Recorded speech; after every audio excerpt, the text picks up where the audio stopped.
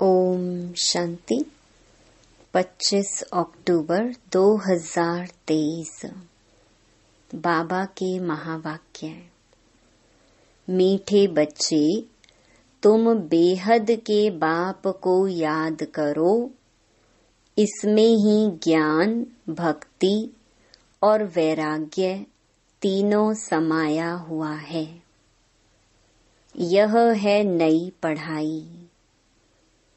प्रश्न: संगम पर ज्ञान और योग के साथ साथ भक्ति भी चलती है, कैसे? उत्तर: वास्तव में योग को भक्ति भी कह सकते हैं, क्योंकि तुम बच्चे अव्यभिचारी याद में रहते हो। तुम्हारी यह याद ज्ञान सहित है, इसीलिए इसे योग कहा गया है। द्वापर से सिर्फ भक्ति होती, ज्ञान नहीं होता, इसीलिए उस भक्ति को योग नहीं कहा जाता। उसमें कोई एम ऑब्जेक्ट नहीं है। अभी तुम्हें ज्ञान भी मिलता, योग भी करते, फिर तुम्हारा बेहद की सृष्टि से वैराग्य भी है। गीत: किसी ने अपना बना के मुझको। ओम शांति। बेहद का बाप समझाते हैं, शास्त्रों की पढ़ाई वह कोई पढ़ाई नहीं है, क्योंकि शास्त्रों की पढ़ाई में कोई एम ऑब्जेक्ट नहीं है। शास्त्रों से कोई दुनिया का पता नहीं पड़ता है। अमेरिका कहाँ है, किसने ढूंढी, ये बातें शास्त्रों में नहीं हैं। कहते हैं फलाने ने ढूंढी। दूसरे इलाके ढूंढते हैं अपने रहने लिए। देखा मनुष्य बहुत हो गए हैं, रहने लिए जमीन तो चाहिए ना। अब ये सब बातें पढ़ाई की हैं, इसको एजुकेशन कहा जाता है। तुम्हारा भी यह एजुकेशन है। इसको आश्रम कहें अथवा इंस्टीट्यूशन कहें व यूनिवर्सिटी कहें, इसमें सब आ जाता है। उस पढ़ाई के नक्शे आदि और हैं। शास्त्रों से रोशनी नहीं मिलती, पढ़ाई से रोशनी मिलती है। तुम्हारी भी पढ़ाई है। वैकुंठ किसको कहा जाता है? यह ना उस पढ़ाई में है, ना शास्त्रों की पढ़ाई में है। यह नॉलेज ही नई है, जो एक बाप ही बतलाते हैं। मनुष्य तो कह देते स्वर्ग नरक सब यहाँ ही हैं। बाप ही समझाते हैं स्वर्ग नरक किसको कहा जाता है। यह बातें ना शास्त्रों में हैं, ना उस एजुकेशन में हैं। तो नई बातें होने कारण मनुष्य मूंझते हैं। कहते हैं ऐसा ज्ञान तो कभी सुना नहीं। यह तो नई वंडरफुल बातें हैं, जो कभी कोई ने नहीं सुनाई हैं भी बरोबर नई बातें। ना उस एजुकेशन वाले सुना सकते, ना सन्यासी आदि सुना सकते। इसलिए परम पिता परमात्मा को ही ज्ञान का सागर कहा जाता है। बेहद की हिस्ट्री, ज्योग्राफी भी समझाते हैं। ज्ञान से स्वर्ग और नरक का विस्तार भी सुनाते हैं। यह नई बातें हैं ना। इस पढ़ाई में सब कुछ है। ज्ञान भी है, योग भी है, पढ़ाई भी है, भक्ति भी है। योग को भक्ति भी कह सकते हैं, क्योंकि एक के साथ योग लगाना, उनको याद करना होता है। वह भक्त लोग भी याद करते हैं, पूजा करते हैं, गाते हैं। वह भक्ति करना कोई योग नहीं कहेंगे। समझो, जैसे मीरा थी, श्री कृष्ण के साथ योग लगाती थी, उनको याद करती थी, परंतु उसको भक्ति कहा जाता। उनकी बुद्धि में कोई एम ऑब्जेक्ट नहीं है। इसको ज्ञान भी कहते, भक्ति भी कहते। योग लगाते हैं, एक को याद करते हैं। सतयुग में न भक्ति होती न ज्ञान। संगम पर ज्ञान और भक्ति दोनों ही हैं, और द्वापर से लेकर सिर्फ भक्ति चलती आई है। किसको याद करना, उसको भक्ति कहते। यहाँ यह ज्ञान भी है, योग भी है, भक्ति भी है। समझ सकते हैं, वह सिर्फ भक्त हैं, तत्व से योग लगाते हैं, परंतु उनका है अनेकों से योग, इसलिए उनको भक्त कहते। तुम्हारा यह है अव्यभिचारी योग। यह ज्ञान सागर खुद बैठ पढ़ाते हैं, उनसे योग लगाना होता है। वह तो आत्मा को ही नहीं जानते, हम तो जानते हैं। परम पिता परमात्मा बाप के साथ बुद्धि योग लगाने से हम बाप के पास चले जाएंगे।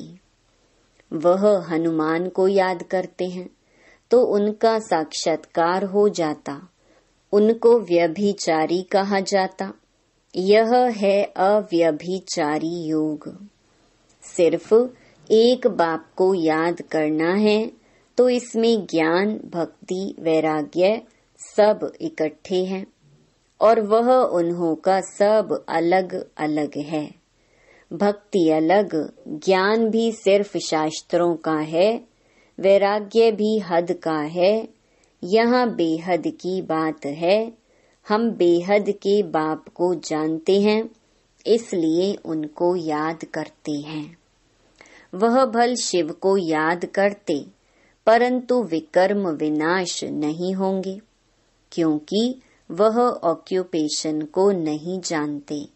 विकर्म विनाश होने का ज्ञान ही नहीं। यहाँ तो बाप की याद से विकर्म विनाश होते हैं। वहाँ काशी कलवट खाते हैं तो उनके विकर्म विनाश होते हैं, भोगना भोगनी पड़ती है। परंतु ऐसे नहीं कि तुम्हारे मुहाफिक आहिस्ते आहिस्ते कर्मातीत बनते हैं। नहीं, उनके विकर्म सजाएं खाते खाते खत्म होते हैं, माफ नहीं हो जाते हैं। तो यह पढ़ाई भी है, ज्ञान भी है, योग भी है, इसमें सब है। सिखलाने वाला एक ही बाप है। इनको आश्रम अथवा इंस्टीट्यूशन कहा जाता है। लिखा हुआ बड़ा अच्छा है, आगे ओम मंडली नाम रॉन्ग था, अभी समझ आई है। यह नाम बिल्कुल अच्छा है। कोई को भी समझा सकते हो कि ब्रह्मा कुमार तो तुम भी हो। बाप है सबका रचयिता, उनको पहले पहले सूक्ष्म वतन रचना है। ब्रह्मा, विष्णु, शंकर हैं सूक्ष्म वतन वासी। नई सृष्टि रचते हैं तो जरूर प्रजापिता ब्रह्मा चाहिए। सूक्ष्म वतन वाला तो यहाँ आ न सके, वह है संपूर्ण अव्यक्त। यहाँ तो साकार ब्रह्मा चाहिए ना, वह कहाँ से आए? मनुष्य इन बातों को समझ ना सके। चित्र तो है ना, ब्रह्मा से ब्राह्मण पैदा हुए, परंतु ब्रह्मा आए कहाँ से? फिर एडॉप्शन होती है। जैसे कोई राजा को बच्चा नहीं होता है तो एडॉप्ट करते हैं, बाप भी इनको एडॉप्ट करते हैं, फिर नाम बदलकर रखते हैं प्रजापिता ब्रह्मा। वह ऊपर वाला तो नीचे आ न सके, नीचे वाले को ऊपर जाना है।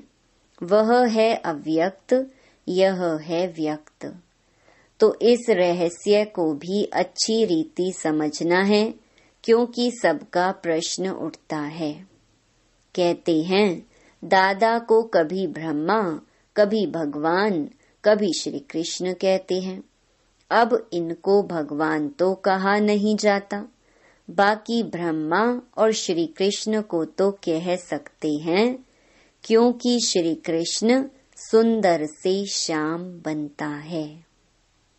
तो जब रात है तब कहेंगे ब्रह्मा, जब दिन है तब कहेंगे श्री कृष्ण।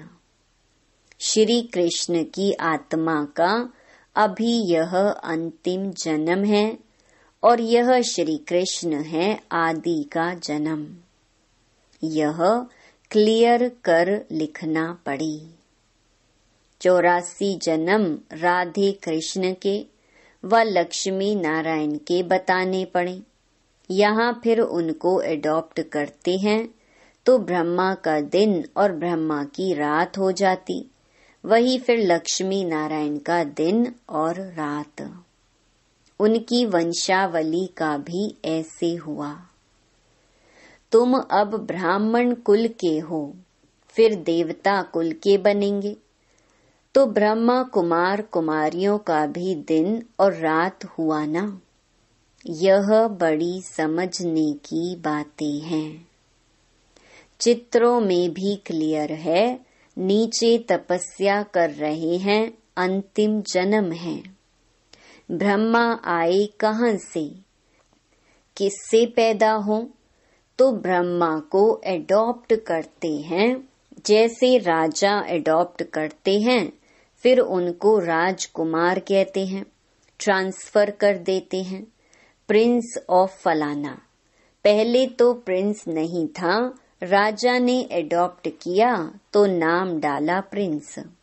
यह रस्म रिवाज चलती आई है। बच्चों को यह बुद्धि में आना चाहिए। दुनिया नहीं जानती कि बाप कैसे पुरानी दुनिया का विनाश और नई दुनिया की स्थापना करते हैं। यह रोशनी तुम बच्चों को है, तुम्हारे में भी नंबरवार है।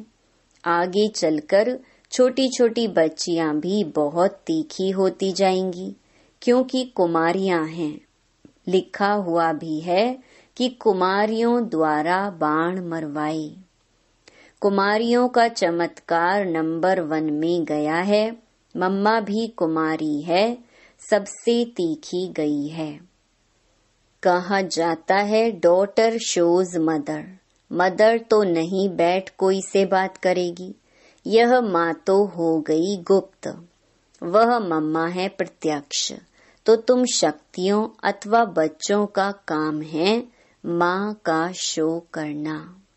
बहुत अच्छी अच्छी बच्चियां भी हैं जिनका पुरुषार्थ अच्छा चलता है। कौरव संप्रदाय में भी किन्हों के मुख्य नाम है ना, जो महारथी हैं। यहाँ भी महारथियों के नाम हैं। सबसे बड़ा है शिव बाबा, ऊंच ते ऊंच भगवान। उनका ऊंचा ठाव है। वास्तव में ठाव रहने का स्थान तो हम आत्माओं का भी ऊंच है। मनुष्य तो सिर्फ महिमा करते रहते, जानते कुछ भी नहीं। हम आत्माएं भी वहाँ की रहने वाली हैं, परंतु हमको जन्म मरण में आकर पार्ट बजाना है। वह जन्म मरण में नहीं आते, पार्ट उनका भी है, परंतु कैसे है यह भी तुम जानते हो। अभी तुम बच्चे समझते हो यह शिव बाबा का रथ है। अश्व अथवा घोड़ा भी है, बाकी वह घोड़ा गाड़ी नहीं है। यह भी जो भूले हुए हैं, यह ड्रामा में नूंद है। आधा कल्प हम भी भूल में भटकते भटकते एकदम भटक जाते हैं। अभी रोशनी मिली है तो बहुत खबरदार हो पड़ी हैं। जानते हैं यह पुरानी दुनिया खत्म होनी है, हमको नष्टो मोहा बनना है। कमल फूल समान गृहस्थ व्यवहार में रहते नष्टो मोहा बनने का पुरुषार्थ करना है। तोड़ तो सबसे निभाना है, साथ भी रहना है। यह भट्ठी भी बननी थी जैसे कल्प पहले बनी थी। अभी तो कहते हैं गृहस्थ व्यवहार में रह मेहनत करनी है। यहाँ घर बार छोड़ने की बात ही नहीं। हम तो घर में बैठे हैं ना, कितने बच्चे हैं, लौकिक भी थे ना, छोड़ा कुछ भी नहीं है। सन्यासी तो जंगल में चले जाते हैं, हम तो शहर में बैठे हैं, तो उनसे तोड़ निभाना है। बाप की रचना है, बाप कमाकर बच्चे को वर्षा देते हैं। पहले तो वर्षा देते हैं काम विकार का, फिर उनसे छुड़वाकर निर्विकारी बनाना बाप का ही काम है। ऐसे भी होते हैं, कहाँ बच्चे माँ बाप को ज्ञान देते हैं, कहाँ बाप बच्चों को ज्ञान देते हैं। यह है ही राजयोग, वह है हठ योग। आत्मा को नॉलेज मिलती है परमात्मा से। मैं ब्रह्मा राजाओं का राजा था, अब रंक बना हूँ। रंक से राव गाया हुआ है। बच्चे जानते हैं हम जो सूर्य वंशी थे अभी शूद्र वंशी बने हैं। यह भी समझाना पड़ता है, नरक और स्वर्ग अलग हैं। मनुष्य यह नहीं जानते। तुम्हारे में भी कितने बच्चे कुछ नहीं जानते, क्योंकि तकदीर में नहीं है तो पुरुषार्थ क्या करेंगे। किनकी तकदीर में कुछ नहीं है, किनकी तकदीर में सब कुछ है। तकदीर पुरुषार्थ कराती है, तकदीर नहीं है तो पुरुषार्थ क्या करेंगे। एक ही स्कूल है, चलता रहता है। कोई बच्चे आधा में गिर पड़ते हैं, कोई चलते चलते मर पड़ते। जन्म लेना और मरना बहुत होता है। यह नॉलेज कितनी वंडरफुल है। नॉलेज तो बहुत सहज है, बाकी कर्मातीत अवस्था को पाना, इसमें ही सारी मेहनत है। जब विकर्म विनाश हो तब तो उड़ सके। ध्यान से ज्ञान श्रेष्ठ है।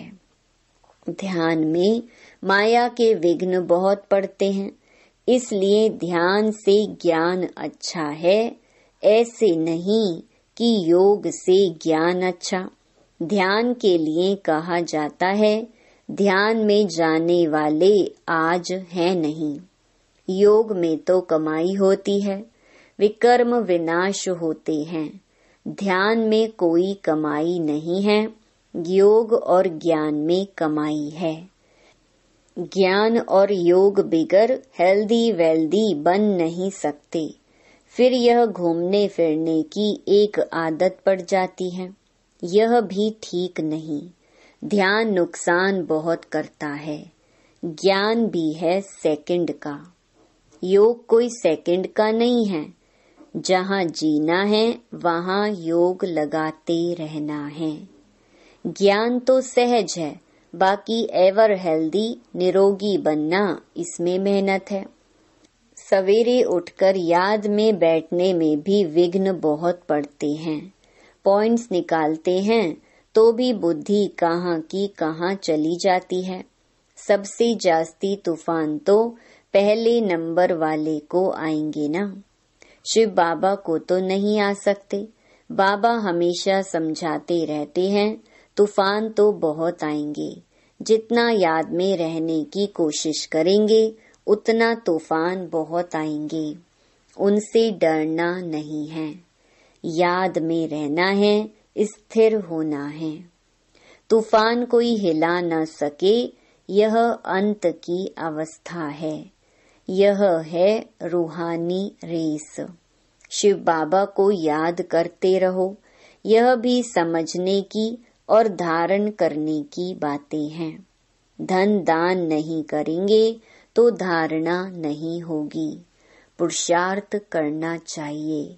2 बाप की पॉइंट किसको समझाना बहुत इजी है। यह भी तुम ही जानते हो। बाप 21 जन्मों का वर्षा देते हैं।